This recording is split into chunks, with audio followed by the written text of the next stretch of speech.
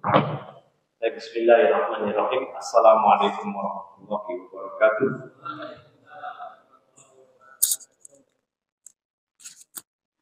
Alhamdulillahi hamdan katsiran tayyiban mubarakan fih kama yuhibbu rabbuna wa yarda.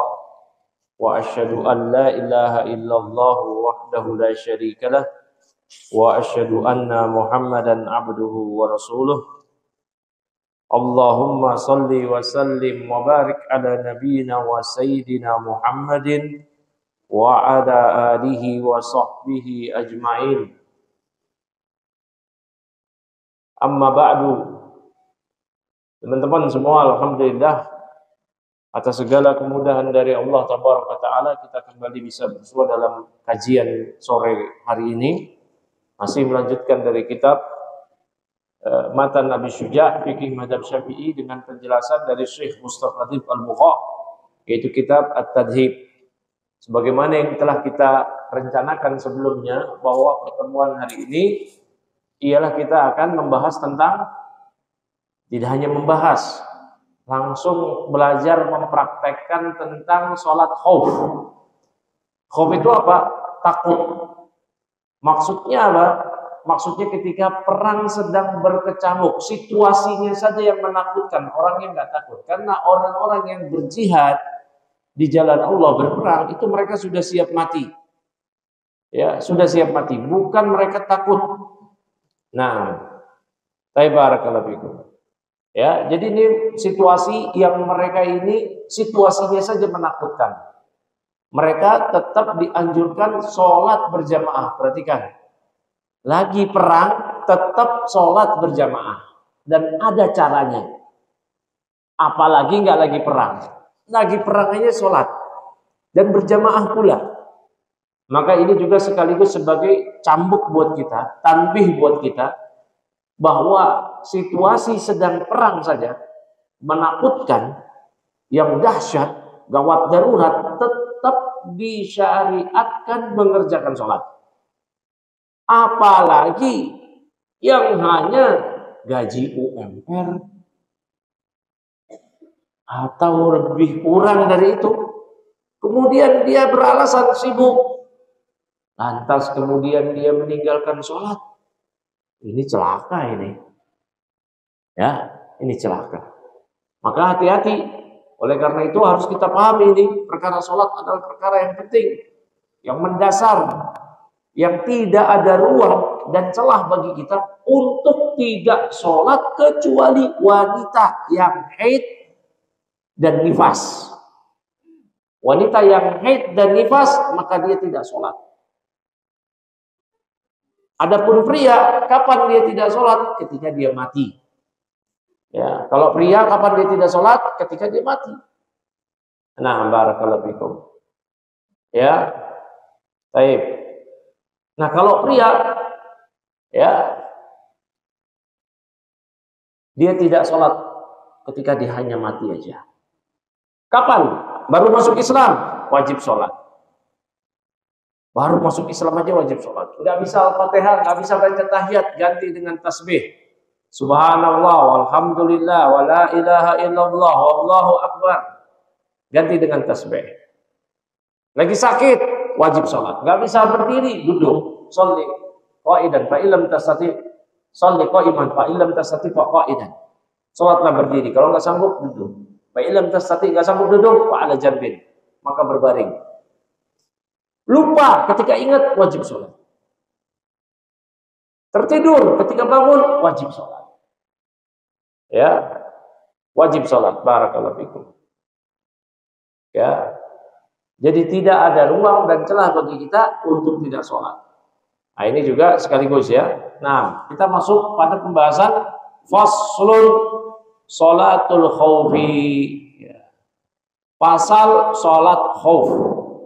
Sholat khauf artinya takut, tapi bukan orang yang takut. Orang yang berani, bahkan siap menjemput nyawa ketika lagi perang. Situasinya saja yang menakutkan. Baik. Qala sholatul khauf ala salasati adrub. Sholat khauf, sholat di tengah perang berkecamuk itu ada 3 macam.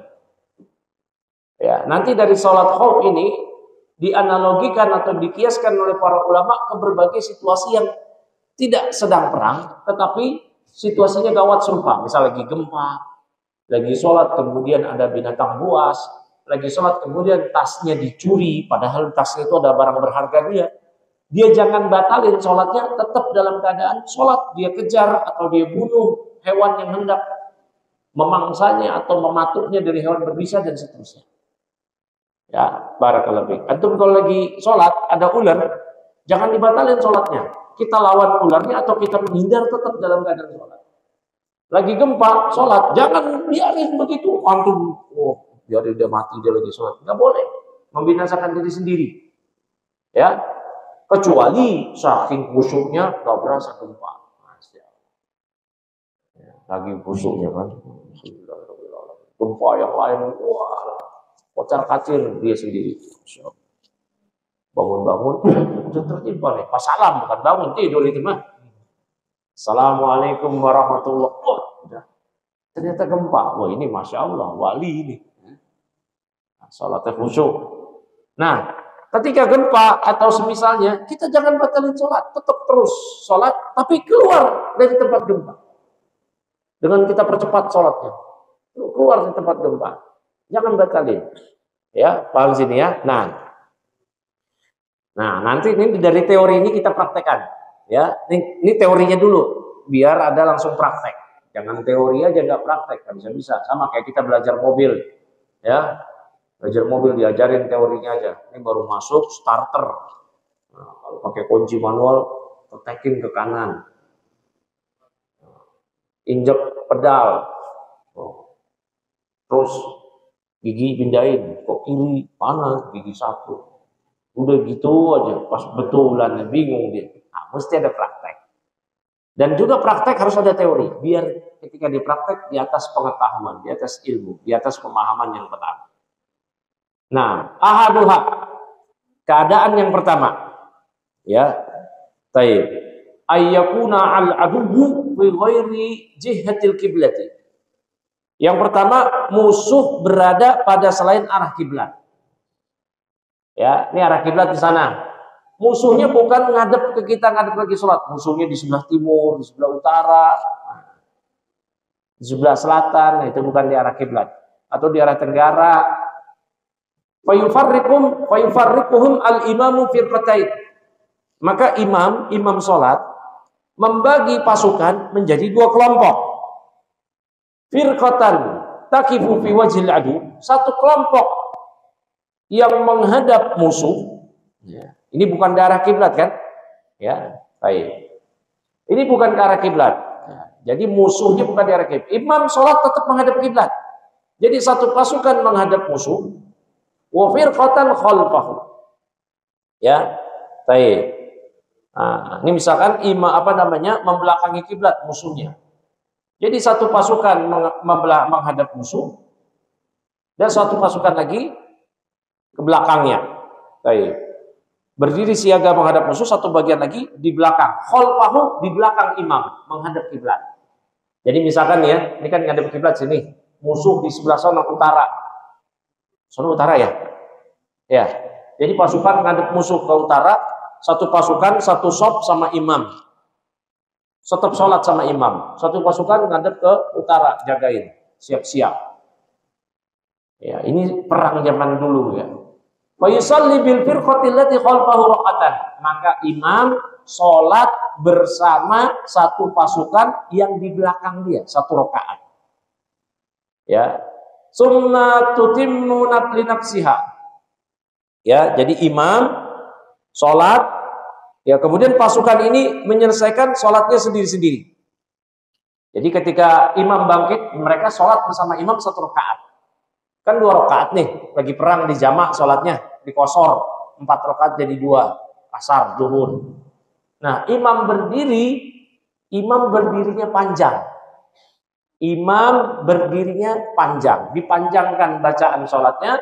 Kemudian yang tadi menghadap kiblat bersama imam, mereka pas rakaat kedua tidak sholat bersama imam, tapi selesaikan sendiri-sendiri dengan cepat, kemudian salam. Ya, dengan cepat kemudian salam. Nanti kita praktekkan bagian yang satu, terus kita langsung praktekkan ke bagian teori kedua dan kita praktekkan. Ya, baik. Wa tamdi ila wajhil adu. Kemudian ini yang sudah salam nih, imam masih berdiri berarti. Rakaat kedua. Nah, ini pasukan pertama yang di belakang imam, rakaat kedua bersama imam, tapi dia cepat sholatnya, imam masih berdiri. Ngapain imam berdiri? Nungguin nanti yang tadi ke utara ngadep musuh. Ingat tadi ya. Nah, kemudian ya, mereka menuju pasukan yang bersiaga tadi untuk gantian. Wa ta'ti at-ta'ifatu al-ukhra. Dan pasukan yang tadi berjaga, mereka mengambil posisi sholat bersama imam. Tentunya udah wudu, udah tayamum ya. Baik. Wa yusalli biha rak'atan. Kemudian ya, baik, barakallahu fikum. Lalu mereka ya ini sholat. Berarti bareng sama imam kan? Bareng sama imam kan? Bareng sama imam, ini yang baru datang dari utara, sholat bareng sama imam. Ya. Lalu mereka menyelesaikan sholatnya. Ya, wa yutimmu li nafsiha, dan mereka menyelesaikan. Jadi nanti ketika sudah selesai, mereka ruku bareng imam, sujud bareng imam, duduk di antara dua sujud bareng imam, imam tahiyat akhir, mereka berdiri. Dan imam jangan salam, nungguin mereka salam duduk tahiyat akhir bersama imam. Jadi mereka berdiri, kemudian setelah mereka berdiri baca Al-Fatihah lagi, kemudian mereka tahiyat, ruku, i'tidal, sujud, duduk di antara dua sujud, tahiyat akhirnya bersama imam, usallimu biha, dan imam salam bersama kelompok yang pertama tadi. Bisa dipahami? Langsung praktek bisa? Ayo coba, langsung praktek sini. Ayo, nah ini Pak Bayu, satu barisan, 3-4 orang aja. Nah, ada yang siaga di sono, ngadep sono, atau ngadep sinilah, sono. Tolong sini. Ini pegang atu. Nah, ini ngadep sini aja, ngadep sini. Ngadep. Atau lagi dong. Ayo antum. Oh iya, akhwatnya gimana ini?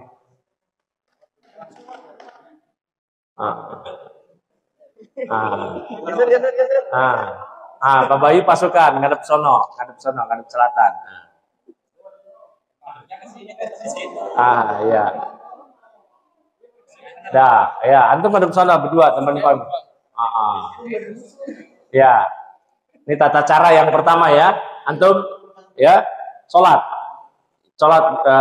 simbolis saja, Allahu Akbar gitu. Simbolis. Ayo. Ya kagak. Enggak, jaga dulu sini, jaga dulu. Terus. Ya. Terus sujud, ruku, i'tidal, sujud sampai nanti tahiyat. Ya. Ini tata cara yang pertama. Kenapa? Ya mau posisi gimana gini kayak gitu terserah ya. Udah.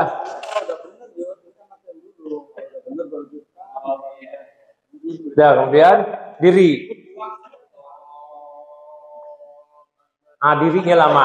Dirinya lama. Antum cepet sholatnya, bertiga. Sholatnya cepet, kemudian salam ya. Kemudian salam. Imamnya tetap diri. Iya, takut ketabrak, takut kena pedang ya. Dah. Salam sendiri, masuk ke sini. Gantian. Nah, Pak Bayu sama antum sholat. Imam atau udah selesai kan? 2 rakaat. Nah, bareng sama imam antum diri sholat. Imam tetap lama menunggu mereka selesai baca Al-Fatihah. Sudah? Ini udah selesai baca Al-Fatihah, misalkan antum langsung biasa ruku, i'tidal sampai tahiyat akhir.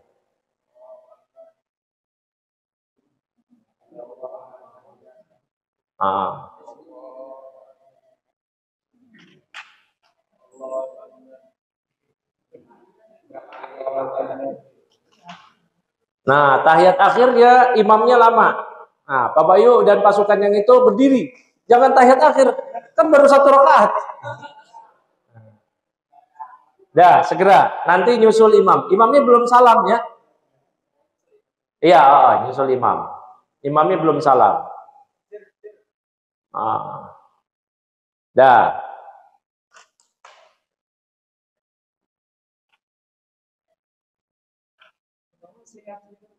Imamnya celingak. Belum salam imamnya. Dah. Imamnya udah sadar, ini sedang bermakmum dalam kondisi tahiyat, salam bareng jamaah.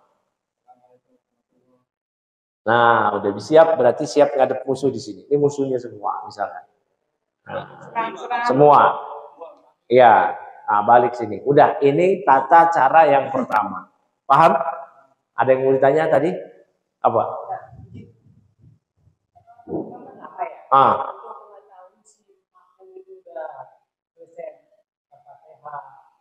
Ya kira-kira aja, kira-kira feeling. Jadi imamnya tahu kan, ketika makmum datang, makmumnya itu takbir sama imam, jangan diem aja.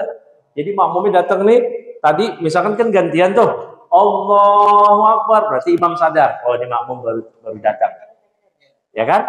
Baru datang. Terus imam ngapain tuh tadi berdiri lama? Dia baca surat yang panjang, dia ulang-ulang, ya.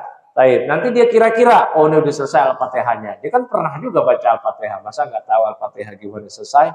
Sudah, habis itu pas tahiyat, sama, ini imam kan tahiyat tuh panjang. Imam baca doa aja panjang. Ya, dipanjangin terus. Sudah, ini tata cara yang pertama. Ada lagi yang mau ditanya?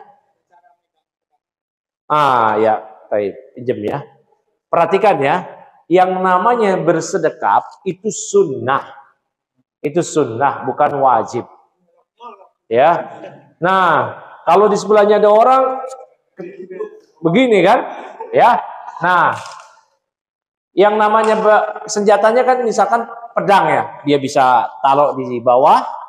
Ya, kalau senjatanya itu siap dalam kondisi siap itu, ini nanti pada posisi tata cara sholat yang kedua yang musuh di hadapan kiblat.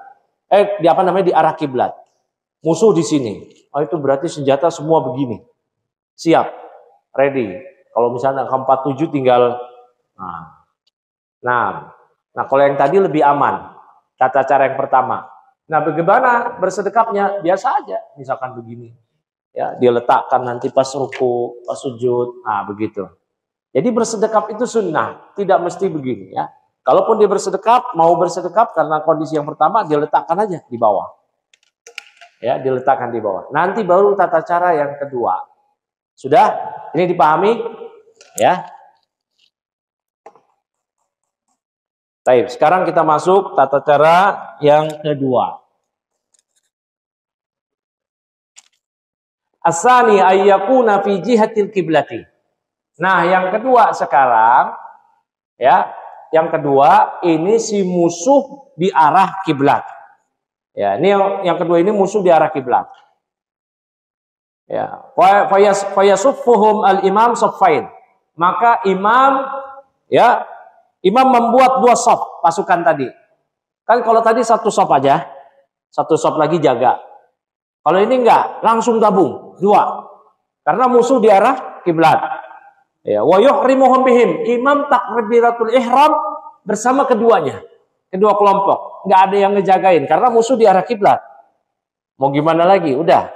Jadi udah, imam takbiratul ihram dengan dua kelompok tadi. Sudah ada bayangan, nanti praktek lagi ya.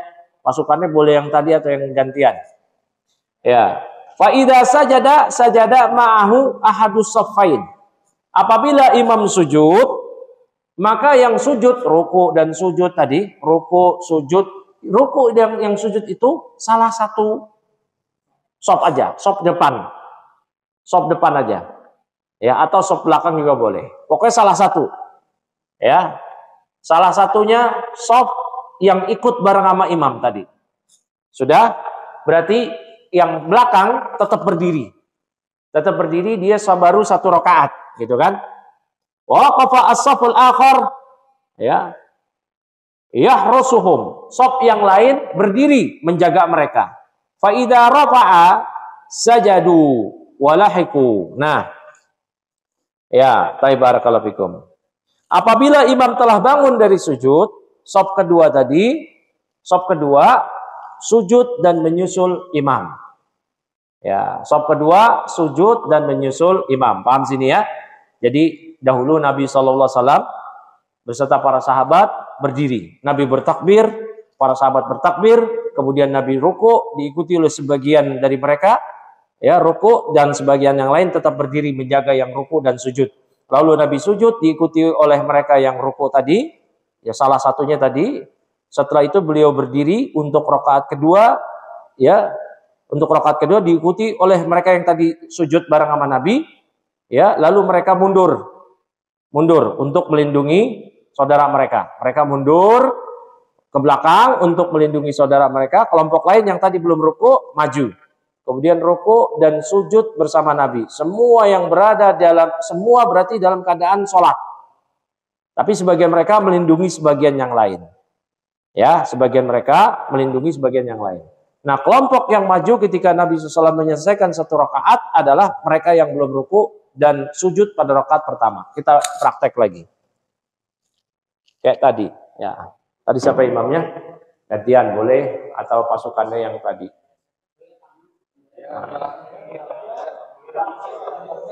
Ya. Sudah? Ayo. Ini musuhnya di sini nih, ya. Musuhnya di sini. Ah, dua shop. Nah. Dua shop, ya. Sudah? Tadi ada gambaran?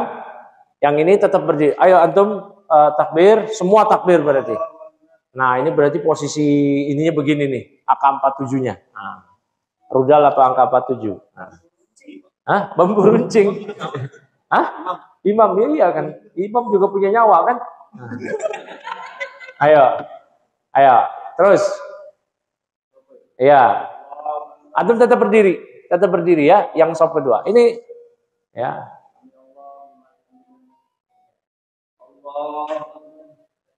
Saya berdiri.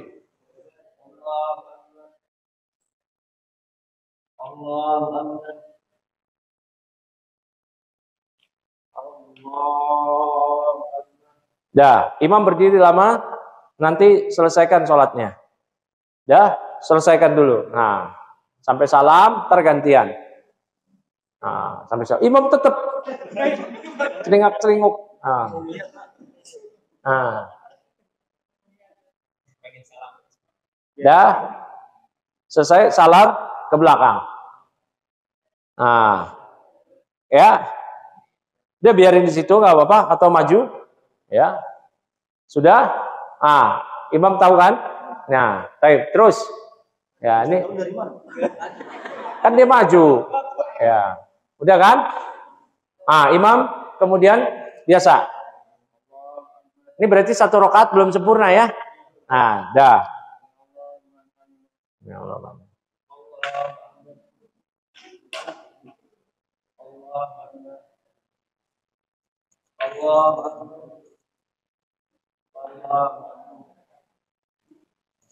Sudah?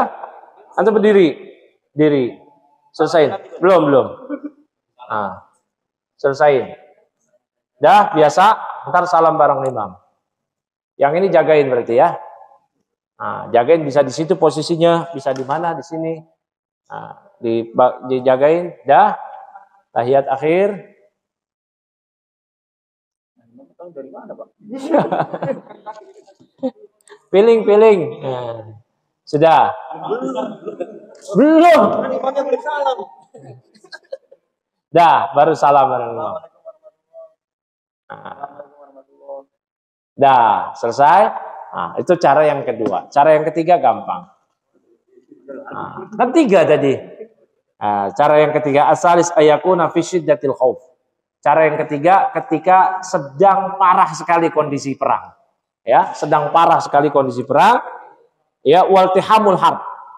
Sedang parah dan iltiham itu kan saling bertempetan daging. Perang itu sudah luar biasa. Faisali kaifa amkana. Maka setiap orang sholat sesuai dengan kemampuan dia. Di pojokan, di mana, silakan dia sholat. Rajilan aw raqiban. Apakah dalam keadaan dia sholat, dia baik berjalan atau berkendara, mustaqbil al-qiblah, tetap menghadap kiblat, wa ghairu mustaqbil qiblah, atau tidak menghadap kiblat.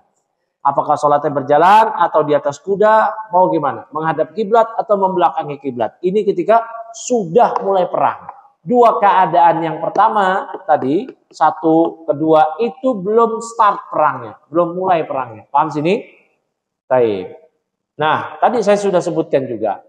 Ini dianalogikan oleh para ulama ke kondisi yang bukan perang. Semisal, ini biasa di kampung. Kalau di kampung itu, sawahnya itu kan di tengah-tengah, jauh dari musola, langgar, jauh dari rumah. Biasanya itu petani, ini maaf yang saya pernah ketahui di daerah Jawa Tengah dan semisalnya, itu petani itu sholat zuhurnya nanti sore pulang dia. Pulang sore. Dia gabungin sama asar. Boleh nggak? Nggak boleh. Nggak boleh, karena dia tidak sedang safar. Kalau alasannya apa? Alasannya karena nanti pakaiannya kotor. Ya udah dia nyemplung aja ke sungai. Nyemplung ke sungai, udah. Nanti yang kotor tadi sudah suci. Nanti dia wudhu. Mau basah-basah dong sholat. Gak apa-apa basah sholat. Di tanah boleh gak sholat? Boleh. Ya, juga tadi ketika lagi gempa sholat. Sholat aja terusin. Keluar boleh gak? Boleh. Ini ya di sini nih. Misalkan kita lagi sholat di sini. Akhwat di situ sholat. Kemudian gempa. Sholat jangan dibatalin. Mundur. Semua mundur sholat. Tetap tadi lagi baca Al-Fatihah. Ya, dia lagi baca Alhamdulillahirrahmanirrahim Ar-Rahmanirrahim. Dia mundur ke belakang. Ya. Atau antum lagi sholat, ditaruh tasnya di sini, kemudian ada orang ngambil tasnya atau handphonenya, dia kejar itu maling. Jangan batalin sholat. Paham nggak? Dia kejar itu maling. Atau ada ular lagi sholat, siap mematuk dia mundur. Jangan batalin sholat. Ya. Atau dia injak itu kalajengking. Kalau kalajengking bisa diinjak, kalau ular nggak bisa diinjak. Ya, ular-ular berbisa dan semisalnya. Nah, kalau lagi gempa, dia jangan batalin sholat. Dia terus mundur ke belakang keluar. Boleh begitu. Ya, dengan cepat boleh nggak mundurnya? Boleh. Mundur hampir setengah lari gitu boleh. Nah, itu dikiaskan. Paham sini ya? Jadi kalau lagi sholat, gempa, jangan begitu. Nah, itu batalin sholat. Enggak, terus saja dia mundur ke belakang. Baca apa yang belum selesai. Ya, baik. Nah, ini pentingnya ma'rifat arkanis sholat. Pentingnya mengetahui rukun sholat. Berarti gak usah dia baca surat, dia baca Al-Fatihah. Baca Al-Fatihahnya dengan cepat aja. Jangan juga lagi bacanya pakai tartil ya. Alhamdulillahirrabbilalamin. Itu lagi gempa. Ya, udah cepat. Gak usah baca surat, dia baca tasbih. Dalam ruku dan sujud sekali aja. Baca tahiyat yang rukun aja. Baca tahiyat, selawat, salam. Salam sekali, selesai. Paham sini? Sudah ngerti? Ya? Sudah paham? Dua tata cara tadi sholat khauf, tambah yang ketiga itu kaifaamkan, sesuai dengan kemampuan dia. Ada yang mau ditanya tak? Ya? Nah, ini hikmahnya, dalam keadaan apapun kita nggak boleh ninggalin sholat. Ya? Lagi perang, berjamaah, pria nih apalagi, pria berjamaah. Lagi perang, lagi sholat dan berjamaah. Apalagi lagi damai. Hanya karena gaji UMR, gaji 10 miliar, 10 triliun sekalipun gak boleh ninggalin sholat. Ya, la islama liman tarokas sholat. Tidak ada Islam bagi orang yang meninggalkan sholat. La hadza fil Islam liman tarokas sholat. Gak ada bagian dalam Islam bagi orang yang meninggalkan sholat. Kata Umar bin Khattab. Ya, baik wadih, bisa dipahami. Kalau sudah dipahami, selesai. Kalau yang putri boleh balik lagi ke tempatnya. Mama, mohon maaf ya, suruh bolak-balik. Pak Bayu ini yang nyuruh nih, bukan saya nih. Pak Bayu yang ini orangnya. Udah pada kenal sama Pak Bayu ya? Sudah. Hah?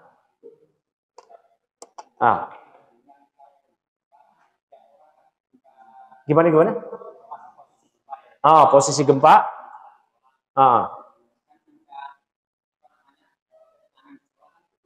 Ya.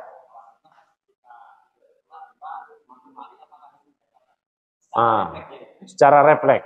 Kalau dia niatnya membatalkan, batal sholat. Refleks gitu, kabur, batal sholat. Kalau pintunya di belakang, kalau pintunya depan maju. Jadi nggak mesti mundur ya. Kalau pintunya di depan, dia maju.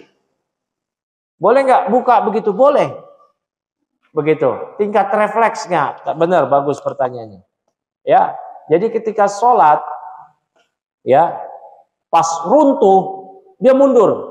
Mundurnya itu apakah tetap bersedekap atau tidak bersedekap. Yang penting jangan dia niat batalin sholat. Bersedekap kan sunnah.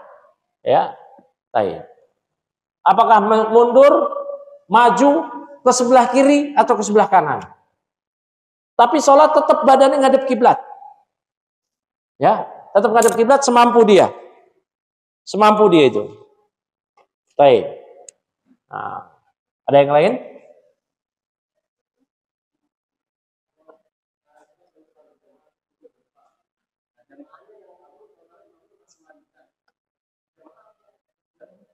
Imamnya tetap melanjutkan. Imamnya karena khusyuk ya. Nah, pertama ya, kalau melanjutkan tetap berada di situ, itu nggak apa-apa kalau dia khusyuk. Kalau dia nggak khusyuk, artinya dia nggak merasakan gempa. Mustagrik, ini terpuji nih. Dalam artian dia tidak mengetahui ada gempa, dia tetap melanjutkan itu nggak apa-apa. Tetap melanjutkan maksudnya tetap berada di situ, tetap berada di situ. Tapi kalau sudah dia tahu gempa, dia tetap berada di situ, ini tercela. Ya, ini tercela, nggak boleh. Ini menjatuhkan diri ke dalam kebinasaan, itu dilarang.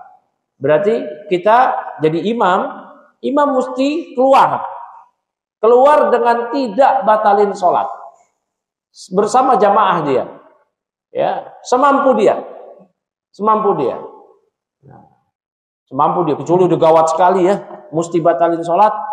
Kan tingkat gempa itu diketahui kan, ya, sesuai dengan kondisi masing-masing. Kalau memang sudah gawat sekali batalin sholat, ya tidak apa-apa, la yukallifullahu nafsan illa wus'aha. Allah tidak membebani seseorang kecuali dengan sesuai kemampuannya. Kalau memang di saat itu yang dibutuhkan adalah dia lari, ya udah dia lari. Larinya yang mesti dia batalin sholat, ya udah. Tapi yang pertama tadi, dia tetap niat tidak batalkan sholat. Ya. Jadi kalau ada orang gempa, dia tetap berada di situ, padahal dia tahu gempa, nggak boleh. Dia mesti keluar. Belum lama ini waktu itu viral di Indonesia. Ada gempa, imamnya tetap. Nah, kita husnudon, imamnya itu khusyuk, nggak tahu. Ya, imamnya khusyuk. Orang kalau khusyuk bisa nggak merasakan apa-apa. Dahulu di zaman salaf ada seorang yang kakinya mesti diamputasi, dan diamputasi zaman dulu nggak ada bius, nggak ada operasi, langsung betulan itu dipotong oleh tabib. Kata keluarganya, gampang, nanti ketika dia sholat amputasi aja tuh kakinya, dia nggak tahu. Nah, habis diamputasi, diobatin, dibalut lukanya biar itu dia nggak tahu, karena kalau dia sholat dia nggak merasakan apapun kecuali kenikmatan ya beribadah dalam sholatnya tadi. Dan benar, selepas salam dia baru sadar kakinya sudah diamputasi. Nah, itu ada yang keadaan kayak begitu. Masa sih? Lah kitanya aja yang memang nggak pernah khusyuk, akhirnya ya menganggap hal tersebut ya mustahil, ya kitanya aja nggak khusyuk. Nah, barakallahu fik. Ada lagi yang mau ditanyakan? Udah mau azan? Cukup. Ya udah, berarti pembahasan kali ini hanya masalah sholat. Tadi udah dapat ya, praktek udah dapat. Nah, kenapa? Udah dicatat ya. Nah, pembahasan berikutnya sebenarnya tentang pakaian yang diharamkan bagi pria dan wanita. Baik, karena waktu sudah menjelang maghrib, kita siap-siap zuhur. Wabillahi taufik wa sallallahu wasallam ala nabiyina Muhammadin wa ala alihi wa sahbihi ajmain. Subhanakallahumma wa bihamdika asyhadu an la ilaha illa anta astaghfiruka wa atubu ilaik. Assalamualaikum warahmatullahi wabarakatuh.